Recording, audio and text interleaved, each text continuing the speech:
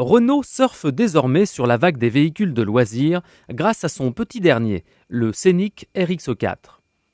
Différent du concept des Honda CR-V ou Toyota RAV4, le RX4 n'affiche pas le look d'un 4x4 hybride, mais celui d'un monospace des villes nourri au régime tout-chemin. Et ce look, vous le connaissez puisqu'il reprend la ligne du Scénic. Bien évidemment, quelques éléments changent. C'est le cas des feux avant qui adoptent dorénavant un fond noir. De plus, afin d'assurer la protection du véhicule, l'intégralité de la caisse est ceinturée par des éléments en plastique. À l'arrière, le haillon classique est quant à lui abandonné pour laisser place à une porte à ouverture latérale et à un demi-haillon, très pratique. Selon les niveaux de finition, la roue de secours peut être équipée d'un cache assorti à la carrosserie, laissant apparaître le bas de la roue. Le résultat est du plus bel effet. On regrette toutefois la qualité de l'ensemble des plastiques extérieurs dont la pérennité de la teinte nous semble perfectible.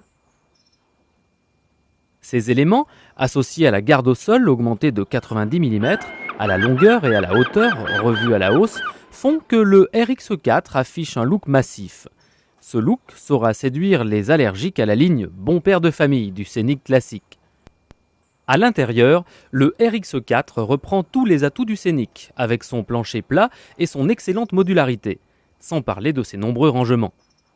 Sous l'auto, on découvre une transmission Steyr-Daimler Pour. Dès qu'une différence de vitesse apparaît entre les roues arrière et les roues avant, le viscocoupleur se met à entraîner les roues arrière. L'auto passant ainsi progressivement du mode traction avant à un mode 4 roues motrices.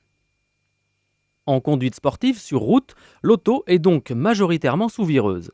Mais dès que l'on attaque les surfaces glissantes, le RX4 passe en mode 4x4 et devient alors légèrement survireur, mais jamais traître. Les reprises d'adhérence du train arrière se font toujours progressivement et non brutalement comme sur le CR-V par exemple. Malheureusement, la longueur du premier rapport et le manque de couple du moteur à bas régime n'est pas bénéfique au franchissement.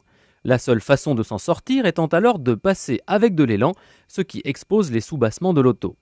Pas de doute, Renault a bien pris la vague des véhicules de loisirs, qui en aucun cas ne sont des modèles de franchissement, mais bel et bien des véhicules dont le look prédomine sur l'efficacité, tout en gardant le confort d'une berline. Proposé à 150 000 francs, ce globe-trottoir est certainement agréable au regard, mais il est en moyenne 13 000 francs plus cher que ses concurrents à puissance égale. Ça fait réfléchir.